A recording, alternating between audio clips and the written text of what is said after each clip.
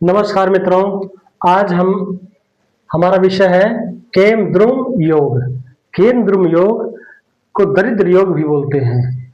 यह योग बहुत ही खराब योग माना जाता है। जिसके भी कुंडली में अगर यह योग बनता है तो उसको अच्छा नहीं मानते। शास्त्र ऐसा बोलता है कि अगर यह किसी की कुंडली में हो तो अगर जातक राजकुल में अगर जन्म लिया हो तो वह भी दरिद्र हो जाता है।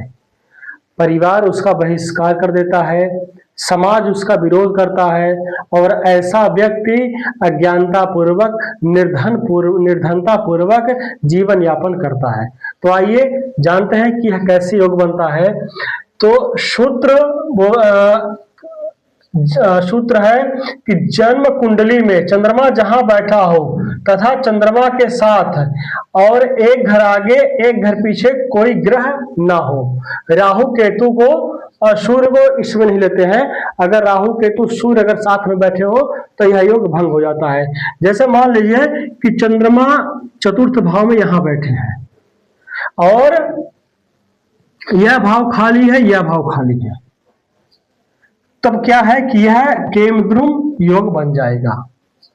इसके बनने से भाग्य कमजोर हो जाता है, व्यक्ति का सोच विचार ज्यादा करता है, वो सोचता ज्यादा है और रिसर्च नहीं कर पाता है। जो उसको सकारात्मक सोचनी चाहिए उस सोच को नहीं सोच पाता है। बाधा बहुत उत्पन्न होती है, धन संपत्ति नष्ट हो जाता है और अगर बच्चा होगा तो बिस्तर में यूरिन लंबे समय तक करता है। तो आइए अब इसके परिहार के बारे में बात करेंगे। इसलिए चंद्रमा क्या होता है? चंद्रमा मन का कारक है, जल तत्व का कारक है, धन संपत्ति का कारक होता है, वाहनादि का कारक होता है, माता का कारक होता है। तो जब यह योग बनेगा तो आपको इन सब कारकत्वों में कहीं ना कहीं अशुभ प्रभाव आपको मिलेंगे, धन संपत्ति नष्ट हो जाएगी।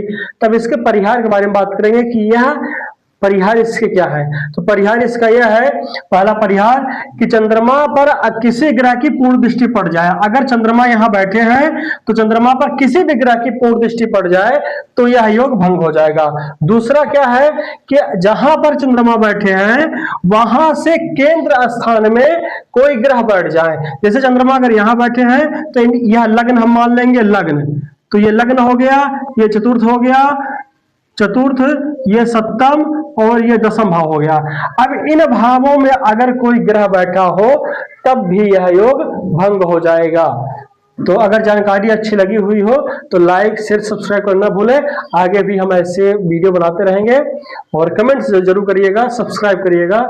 आज के लिए इतना ही, धन्यवाद।